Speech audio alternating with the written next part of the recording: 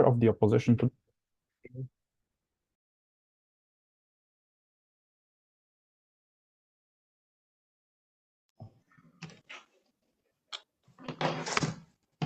All right. I will begin time in 3, 2, 1.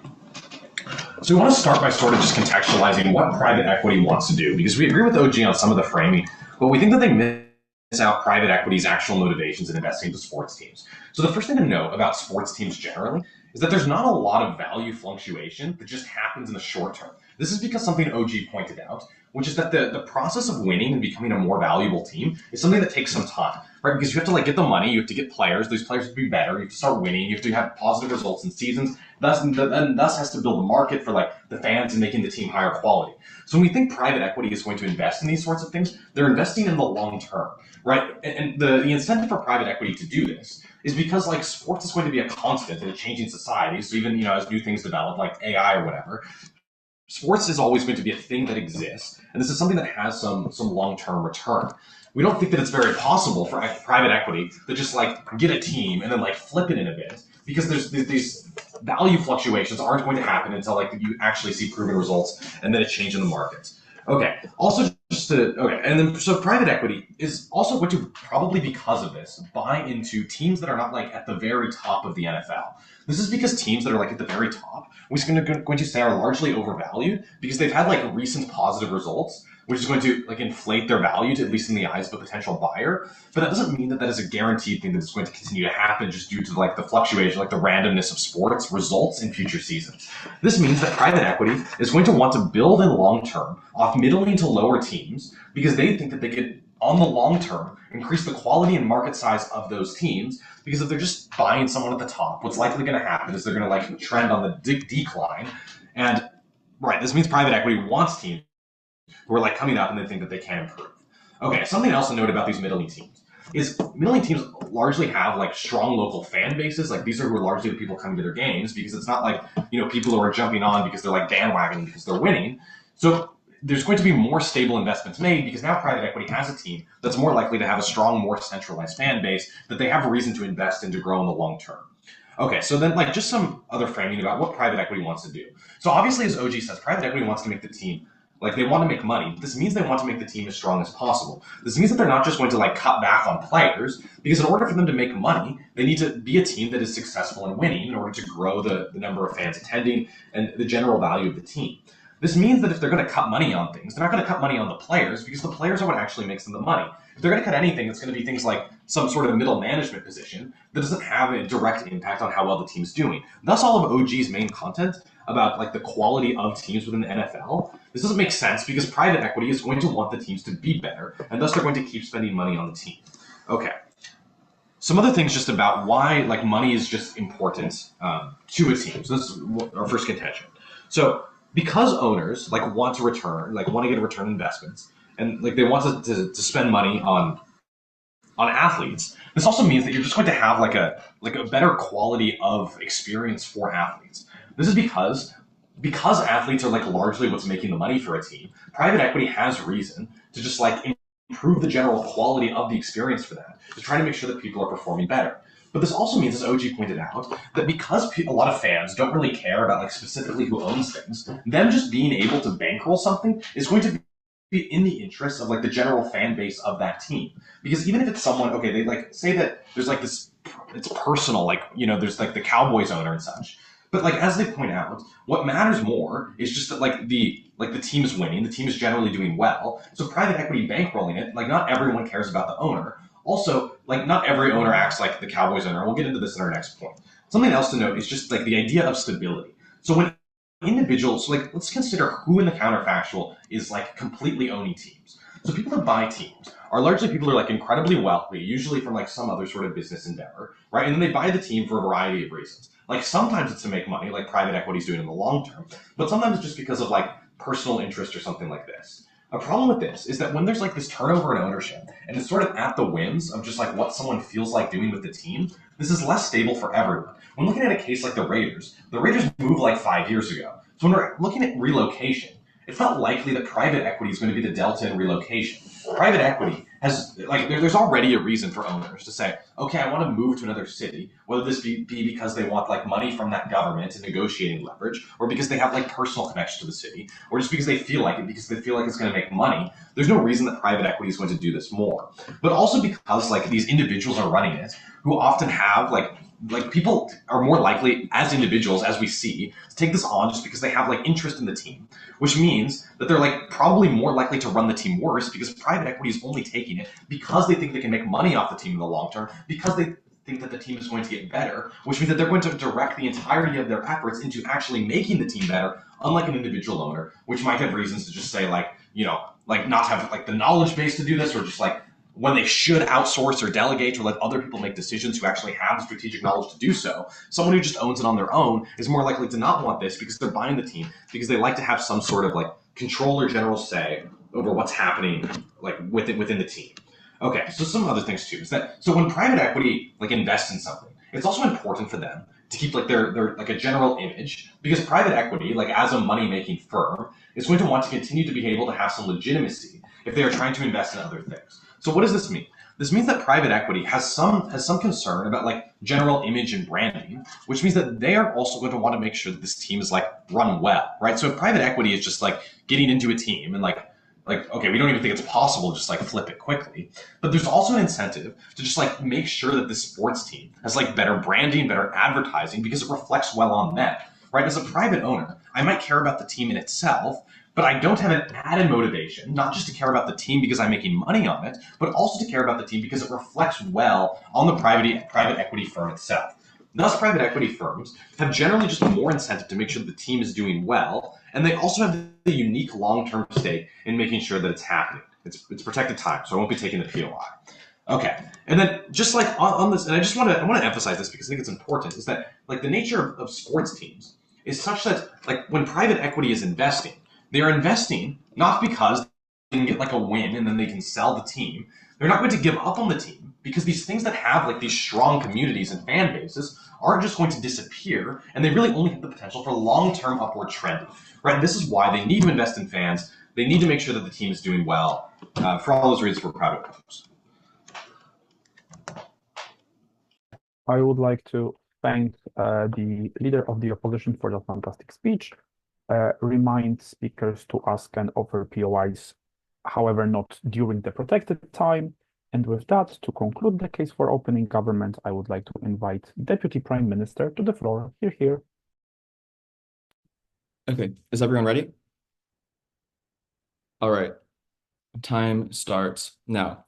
Hi, everyone, I'm Colin Goyle, and I stand in strong affirmation of the resolution that this House regrets the NFL's decision to allow private equity to invest in teams. Now, something that I'd like to bring up that is going to be very, very important in this round is the unique structure, the unique financial structure of the NFL, because the NFL is very different from most sports leagues and from the way you would intuitively think sports leagues work. In a lot of sports leagues, for example, the Premier League, teams make money teams make money from the advertising deal in accordance to how well they do. So the best team, for example, Manchester City, will make significantly more money than the worst teams. In addition, the worst teams are in danger of relegation, in which case they'll make no money. If a team gets 20th in the Premier League, they'll get sent down to the lower leagues. That is not how it works in the NFL at all. The NFL, you spend billions of dollars for a roster, for a franchise spot to get a place in the league. Then the NFL, the vast majority of the money that teams make comes from the advertisement deal.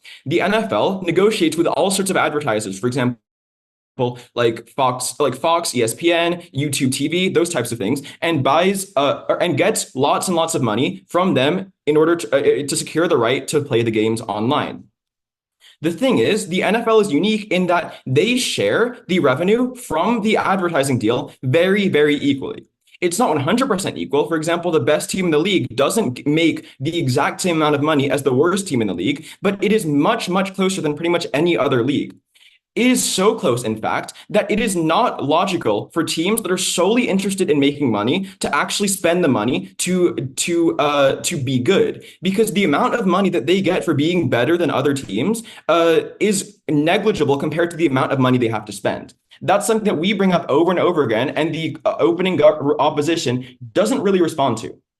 Okay, so Let's go into the arguments more concretely. In our first point about competition, we give you this point about how the NFL is very unique and it has in the fact that it has revenue sharing. Like this is part of the deal that the NFL needed to make in order to attract owners. A franchise spot in the NFL costs billions and billions of dollars. Owners are only interested in joining the NFL if they're guaranteed to make at least some sort of money.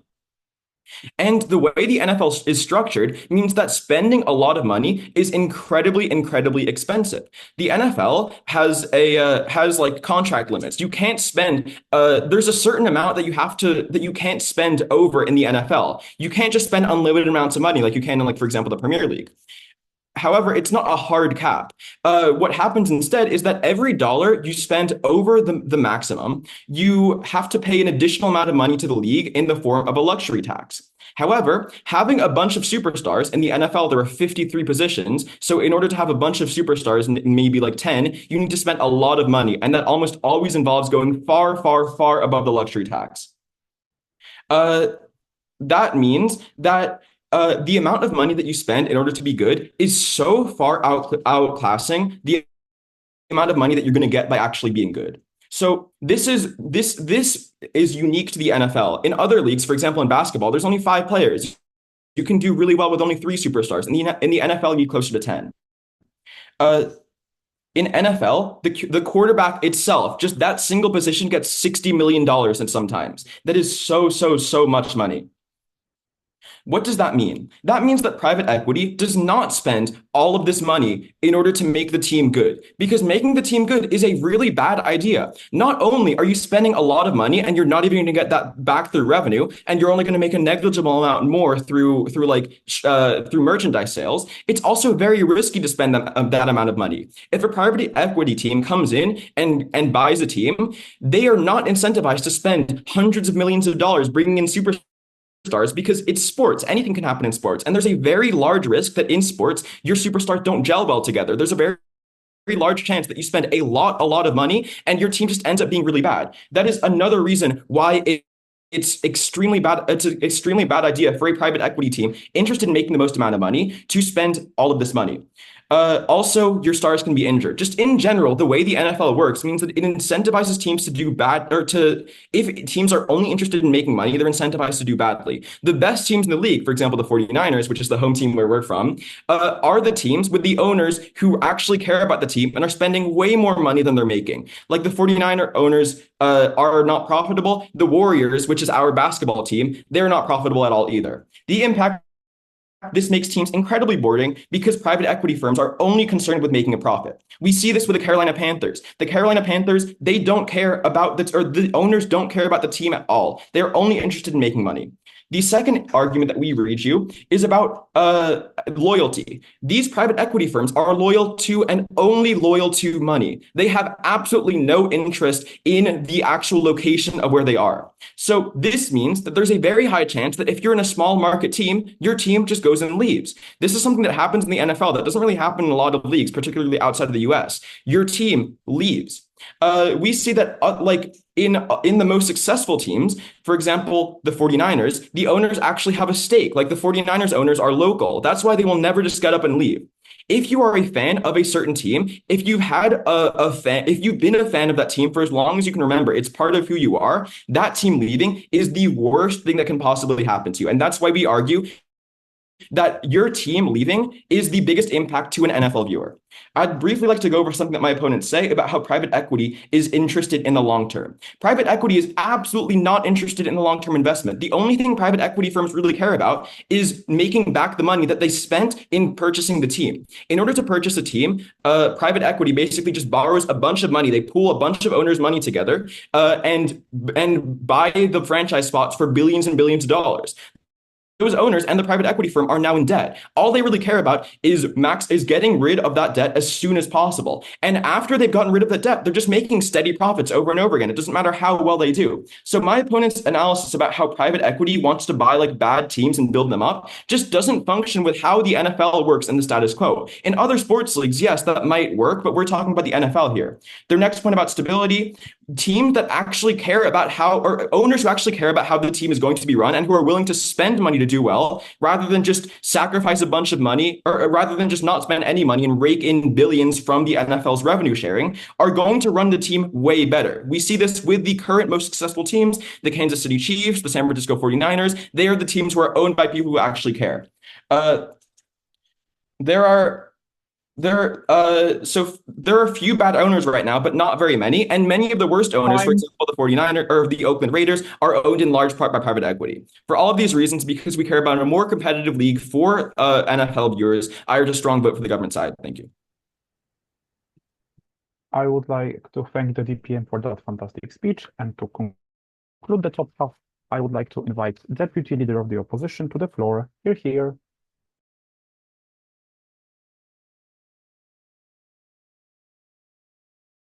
Cool. Sorry, it's taking my time to set up.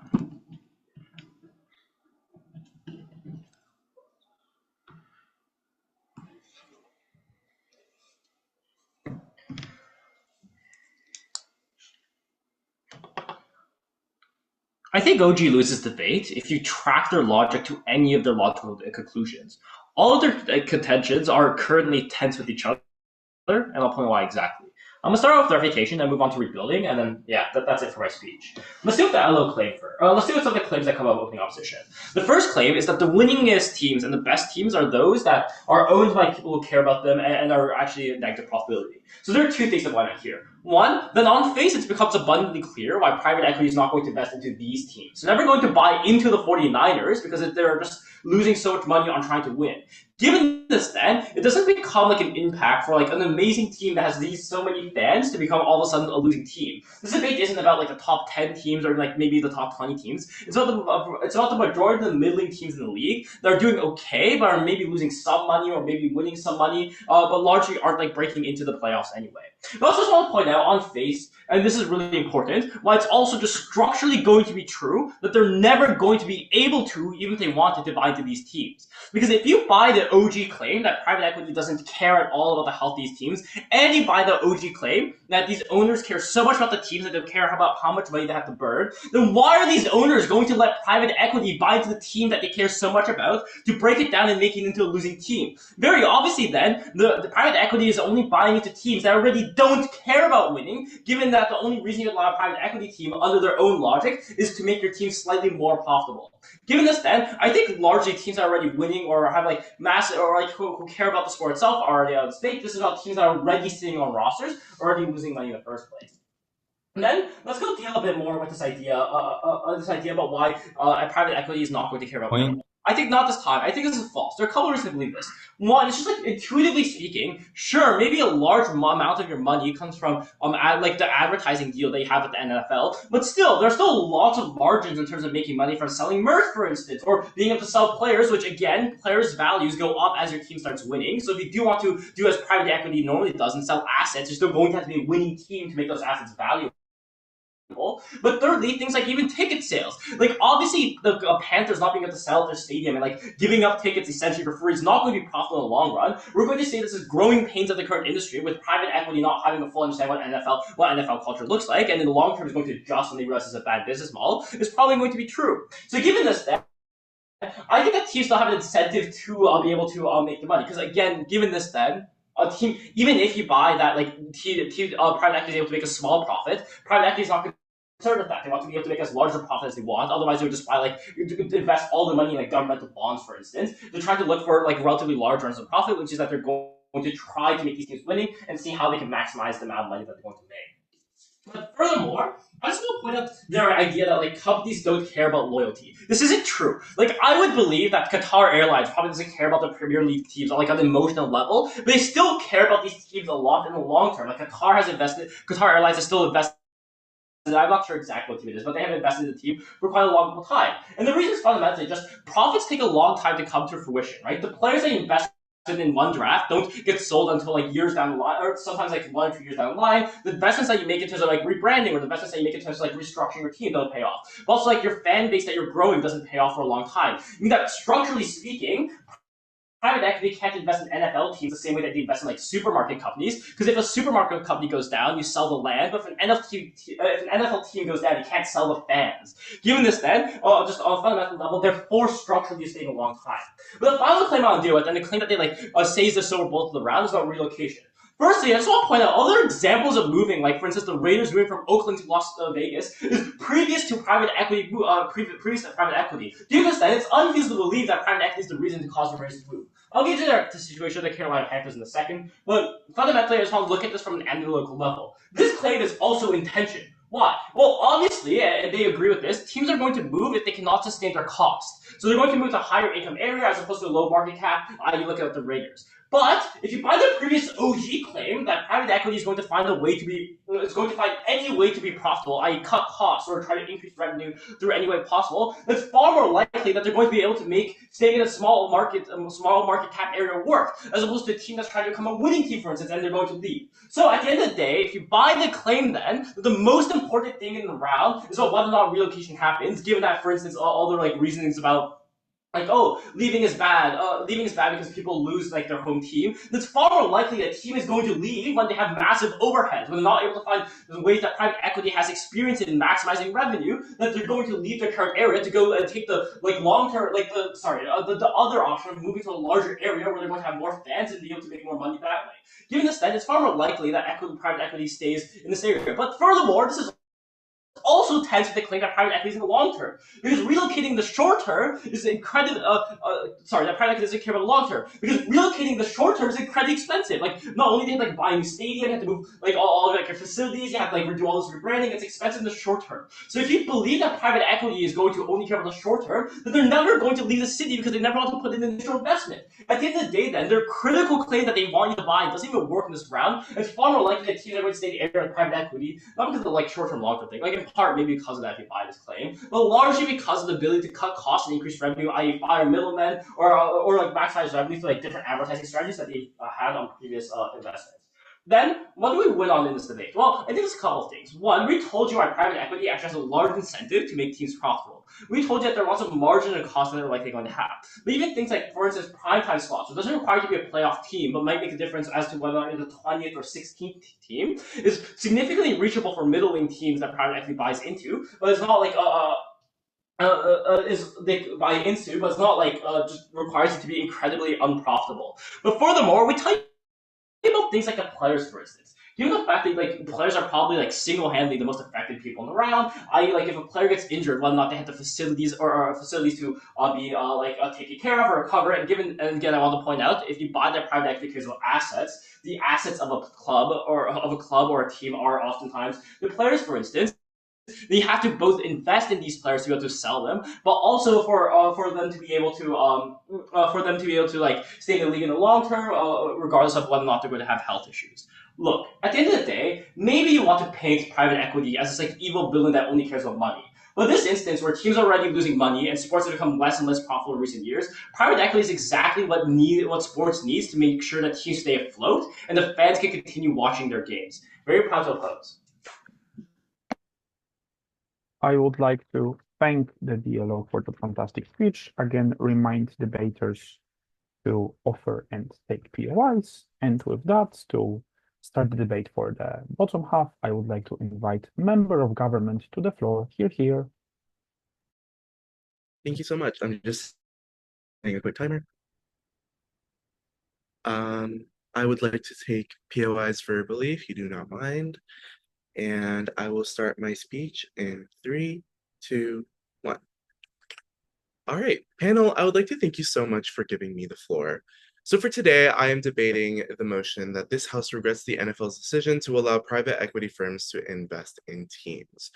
I'd like to start off by saying, in her #1 single and this round's motion song, Olivia Rodrigo sings Bloodsucker, Fame Fucker, bleeding me dry like a goddamn vampire. Though Rodrigo sings about a personal relationship with an energy vampire in this case, this analogy can be extended into the commodification of sports, particularly the NFL, and the harm it poses to players. So in my speech today, I'm going to bring you a novel point to this discussion that outweighs all points brought up until this point. And then I'm also going to do some refutation of the first half of opposition's speech. All right, so let's get started. My first point is that the commodification of the NFL has led to the sport moving away from its central component and harming individual players, a reality that will be further exacerbated by the decision presented in the motion. So, what does this look like and why is this true? It is no secret that the field of sports entertainment has become more a business than anything else. Though this has proved a benefit for a select few players, what has it done for the others? On our side of the house, we believe this has led to the degradation of sports spirit and the pressuring for teams and athletes to do well, not just from a sports perspective, but for the companies and firms that they inevitably have to represent. Once again, we regret this happening in the NFL due to a very real possibility of this becoming worse. So, how do we see this becoming worse? When a private equity firm begins to invest in sports teams, what do we see happen on the team level? We see better resources, increased morale, and less stress about the financial realities of being in the NFL.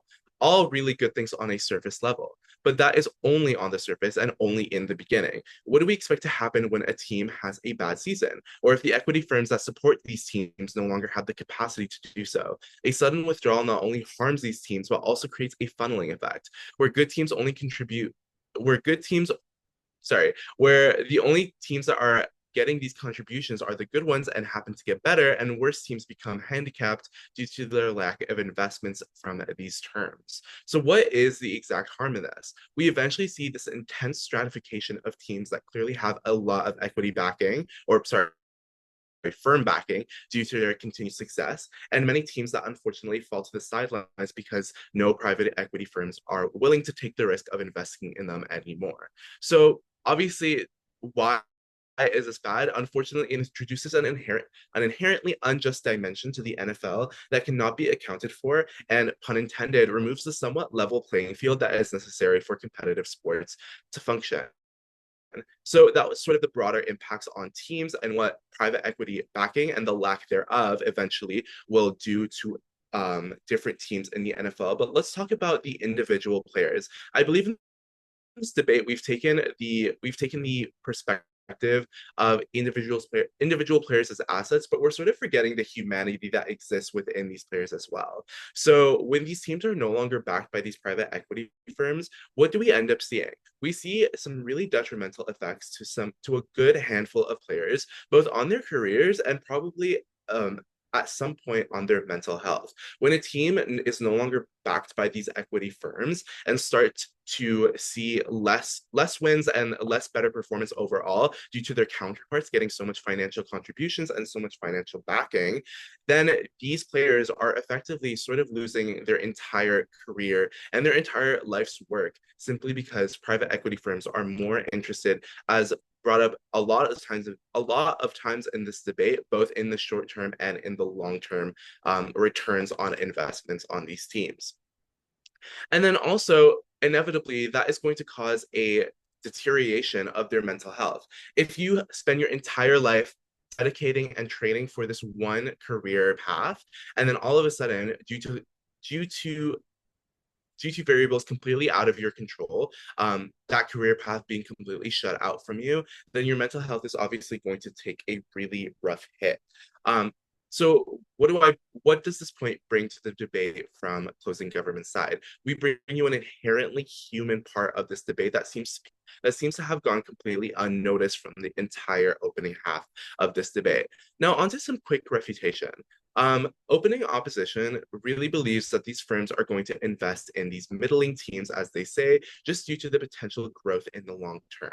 So, first and foremost, why is this untrue? Any entity concerned with business and investments, and specifically return on investments, is not going to necessarily take such a huge risk just on the account that these teams have potential. They're going to want to see teams on the up and up, not necessarily just teams set in the middle because of their aforementioned point. But why is this irrelevant in this debate?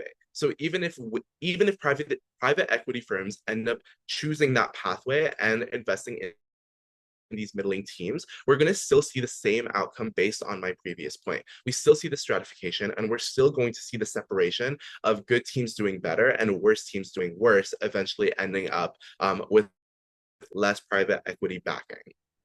And then lastly, why is this outweighed by our impacts? As I said, we're still going to see the same outcome, and therefore we're going to still see the same harms, regardless of whatever teams these firms end up investing in. So that can be the worst of the worst, the middle of the middle, or the best of the best. We're still going to see the stratification occur, and that inevitably is going to lead to some of the factors and impacts that I had already mentioned in my speech. So panel, what have I brought to you today? I have brought to you a unique and novel perspective on this debate, one that centers the humanity and the sport spirit instead of the business and the economics of the team or of this motion. I've also refuted opening opposition's points, and I, for that reason, am so proud to propose. Thank you. I would like to thank member of government for that fantastic speech, and to open the case for closing opposition, I would like to invite member of the opposition to the floor. Here. Can we hear me? I can hear you and see you. All right. How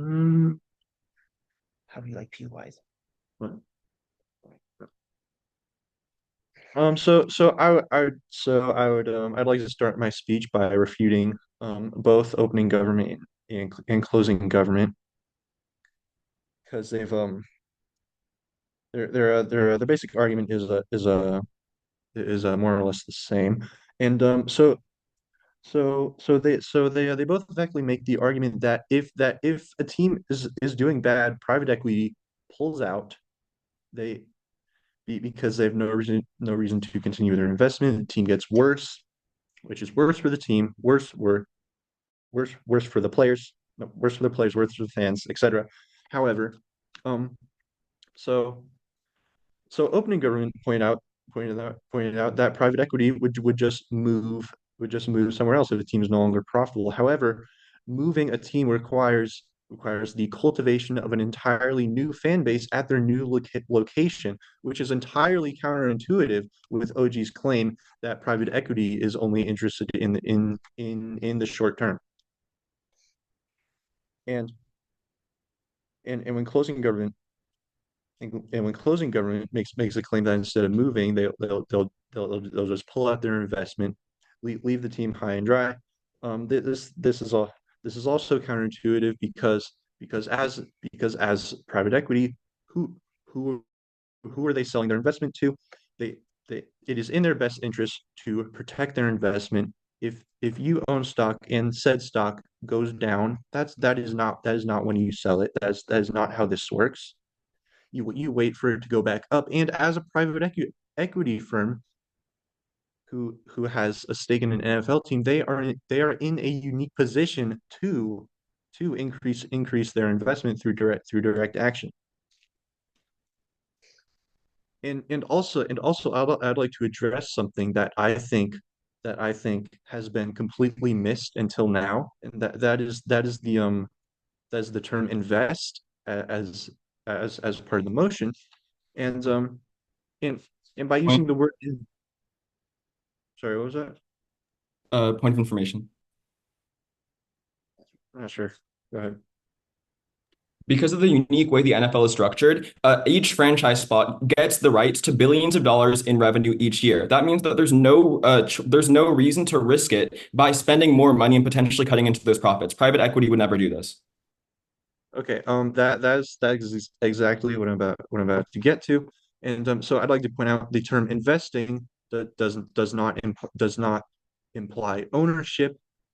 This private equity investment would exist on top of the already established NFL system, which still includes the owners who care about their team, want to see them do good. Therefore, we on side op claim all the benefits of the status quo. And hang on. And so the top half argument has centered around if private equity owning an NFL team makes them better, and they're therefore more profitable, better for fans, etc. And and I've now established that this argument is not entirely relevant because private equity is not owning the team. They are merely dumping money into it in order to get a return on their investment. And we believe that this is a net benefit for private equity firms, NFL teams, and fans. Everyone wins because this has already been touched on by opening opposition. Is that the economic stability aspect of it? Is that so multiple private equity firms investing in an NFL team. This covers this covers this covers the fluctuating aspect of the sports industry. If a team falls on hard times, they have a bad season.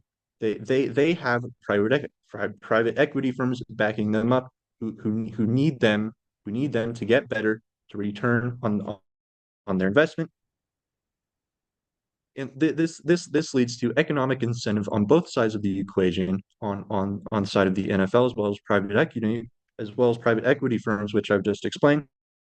And on the NFL side, we believe that any money coming into the NFL teams is good money.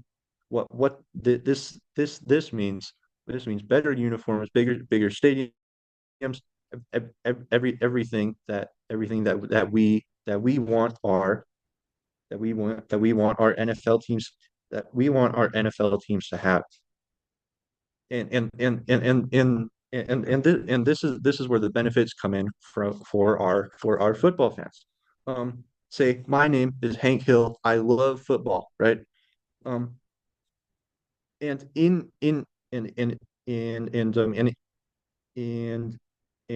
sorry, hang on.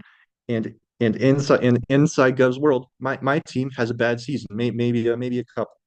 That that that that uh that kind of sucks. We see less people going. We see less people going in games. They make less money. We get a positive feedback loop. But however, inside ops world, we have our private equity firms. They need our team to do well. Just like our owners do. But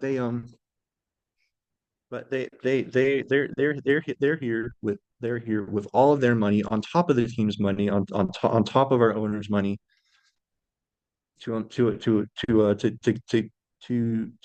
get our team through those hard times. In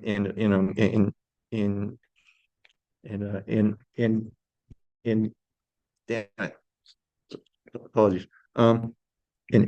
And give our team the money that it deserves to get better, to give us all a return on investment for the fans, NFL, and private equity firms alike. We believe this is a win-win situation. For those reasons, proud to oppose. Thank you.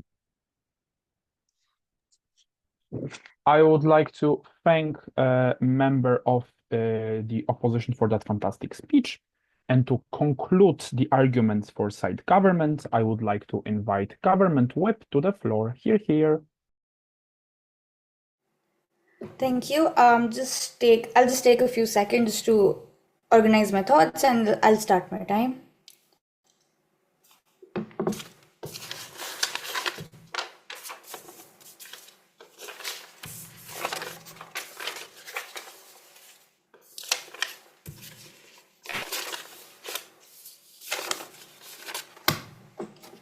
Okay, I'm starting in 3, 2, 1. Thank you so much for the recognition. I would start by saying that there's a famous quote that says, with great power comes great responsibility. So with keeping that thought in mind, we'll start by saying that how the House totally regrets that NFL's decision to allow private equity firms to invest in teams was allowed. So, for example, if we talk about team players right now, we have to think about how team players are actually mentally harassed irrespective of the sports whenever the capitalist firms comes in it. The recent case happened with a case of Naomi Osaka, where she was fined $15,000 just because she said no to a press conference. And just because she withdrew from a press conference, nobody saw her as a team player. Nobody saw her as the tennis player, the sports person she is. Nobody saw what kind of a human she is. But she was fined $15,000 because it went right out of her contract. So coming back to the points said by the opposition here, I would like to just start by saying that when we're talking about sports, we're actually talking about a sport where people play games to compete, and it has a lot of value in it, and it's not just the next business plan that we're talking about. So focusing on the word investments here, that how private equity firms do not see NFL teams as nothing less than just mere investments, and how my opposition pointed out when they were talking about that 49ers were ready to lose the game, but they were not but they were not making a lot of profit, and that the sideline, and they were like, okay, we lose the game. That's because they are team players. That's because they're sportsmen, because they value the sports more than profits. They are not ready to sell their soul just for making some more money. They value their fans. And about the point of selling merch and increasing the value of the players and giving them more money, giving them more resources, are we actually doing that? We need to question that. Are NFL teams being treated the right way? I don't see a difference between NFL teams being treated other than the supermarkets, as talked about the opposition team there, because as the private equity firms mentioned, as private equity firms do, they see an opportunity to make money, and their only goal is private maximization and revenue creation. And by changing team players, by relocating them, by changing the staff, if they're not treating them as nothing else in supermarkets, and what else are they doing? If they're not following those things, and what else are we doing that? So then we were talking about how good seasons and bad seasons come, and that's how the sports are. That's how leagues play, and that's how the sports is all about. And a good season and a bad season for fans is, a good season is when the players do well, and the bad season is when the players don't do well. But for somebody who's making money and who has vested interest in making just profits out of the team, a good season will be where they have made the most profits, and the bad season will be where they've lost a lot of money, where they're going in debt, and they cannot afford that. Just imagine billions and millions of dollars. A bad season will cost them millions and millions of dollars in debt, and no private equity firms want that.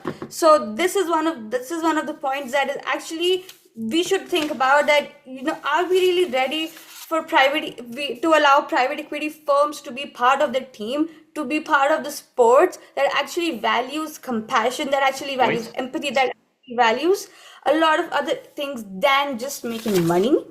And I'll take a point of information. Yeah, so private equity buys into companies that aren't profitable and try to make those companies profitable through better business practices. Given this, the teams that private equity invest in are going to fail anyway from high overhead and low revenue, and incur all the harms that the gov teams talk about. Yeah, coming back to the point of using better business practices, private equity firms using better business practices here, a lot of things that they can do that comes under the quote unquote the better business practices. It can be anything. They can go beyond the pitch to make the ends meet. And if they're doing so, we have to be very careful, because in the past we've seen how players have been mentally harassed, how teams have been pressured to win, because winning actually gives them money, and if they don't win, if they don't perform, they actually get a lot of batter from the owners of the team. And losing control over the sport is one thing that we are here talking about, because if you're losing control over the sport, we're giving it in the hands of capitalistic firms who are here to make money. And then we're not talking about fans, we're not talking about the other sentiments that the sports bring in in the culture here. So capitalizing on teams and making them just another brand value, and associating them with advertisements is something that we're actually concerned about here. And as you've already mentioned a lot of times, that owners are promised a spot in the, and there has been personal gains, and these personal gains are in the picture of billions of dollars. And when it comes to money, I don't think anybody thinks anything else. And coming back to the point about the idea of stability, that there are long-term gains and short-term gains, the idea of stability here translates into idea of making steady profits for them, for private equity firms. The teams will be nothing more than just a way to make short-term profits and long-term profits, and not just stability in the sport that is actually valued, and that is actually asked, that actually fans want to see in the sport. And the fluctuations that we've talked about, the team players, and how good seasons and bad season can actually affect fans. We have to actually focus upon how these good season and bad season can also affect the players. How players should be the main focus of this debate, and not just like how much money and what kind of ways these businesses can make money out of the teams. So players can be harassed, and there can be a lot of things that can come with the ethics in the business that we are actually talking about. And I would like to just conclude that how bringing in private equity firms is nothing just another step in the capitalistic ventures of making profits out of simple games. Thank you. I would like to thank Government Whip for that fantastic speech. And to conclude this debate as a whole, I would like to invite Opposition Whip to the floor. Here.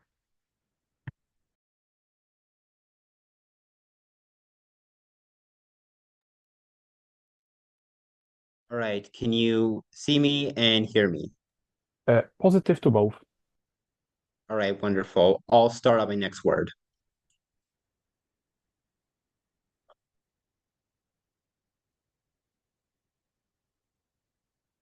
Panelists, in today's debate, we have been arguing this motion that this House regrets the NFL's decision to allow private equity firms to invest in teams.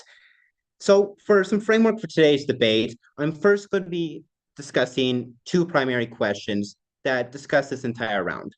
Firstly, who is the main actor? Secondly, what impact will private equity firms have?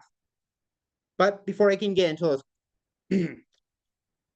let me get into those questions, starting with who is the main actor, so we can understand this round and it can be judged accurately.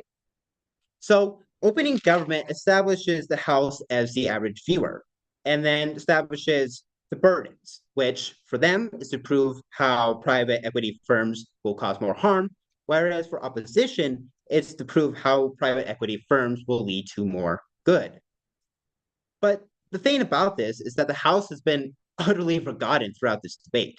If you notice, opening government addressed the average viewer and how it would affect them, because it would be boring for the games if private equity firms got in charge. That was their kind of key argument. And another key argument there is loyalty. Opposition, on the other hand, opening opposition, we agree with their speech. They did an excellent job talking about stability. However, this human aspect of the average viewer was forgotten, which did impact this debate. And then for closing government, they've been talking about teams. They've been talking about, oh, how is it going to affect the actual players on the field? We would like to posit as closing opposition, as my partner mentioned, kind of like this incorporation, where we have the average viewer, like you mentioned with Payne Kill as an example. We also have the private equity firms, and we also have the teams. So to clarify this round a bit, there's no main actor that's been really decided. So we need to consider that in today's debate. This is why closing opposition believes that it takes the round, because has defined the main actors as these kind of three. They've encapsulated that, hey, we can incorporate all of these into our method of why this motion is something we should not regret. Now, let me get into a bit more detail on each case. So opening government discusses competition and that private equity firms will do the bare minimum. This has been through line throughout the entire debate. And we disagree with this because his opening opposition beautifully states the long-term approach is we want to make as much money, sure, in the short term, you could say, but we also want to make money in the long term so our business can stay afloat. It isn't always just about the short term. This isn't just, for example, a Hallmark movie. Now, I'll take the POI. Isn't every team in the NFL wildly profitable because they're guaranteed to hundreds of millions of dollars in revenue each year? Yes, they're all profitable in some fashion or method. So just putting some more investment into the team just ensures that it is safe and secure. Now, getting back to what I was saying with why this is true. Why, excuse me, sorry. Going on to the second point about why this is true for the long-term approach. As I previously mentioned, it's not a Hallmark movie. This long-term approach is true because companies and private equity firms are made of people. And what do people care about? They care about their families. They care about their legacy. Now, why is that true? Because humans are inherently a selfish creature. We desire wealth. We desire power. We desire fame. So with that noted and with that belief, which is inherent in humans, we can show how stability in long-term games is better for these people than short-term games where they could lose the entire base and fans, which means they're not going to make more money. So although we do agree with opening opposition, as I kind of previously mentioned a little earlier, we do think they bit stray away from the initial framework of the average viewer. They do accept the framework of OG, but they don't really mention how it impacts the average viewer. That same case can be said for CG, who just talks about teams and is sort of a repetition of opening gov, in our opinion. So to get into finally why closing opposition wins today's debate. Firstly, well, actually, going back to that second question that I mentioned at the beginning, what impact will private equity firms have? And this is where closing opposition wins. So we, in our world that opposition has addressed, we assume that private equity firms are taking a long-term approach. They are going to take these teams and they're going to invest in them. They're not going to absolutely control them, as my partner stated. They're investing. They're saying, hey, we'll give you $1 million if you put our logo here. You know where that example is shown up before? Baseball. You see logos all around the rim with logos of Coke or Pepsi, or even on the jackets and the clothing of the players. This is not new. This is why it is true why having private equity firms is not necessarily a bad thing where, oh, if we have them, then the team will go to garbage and suck. That's just not true.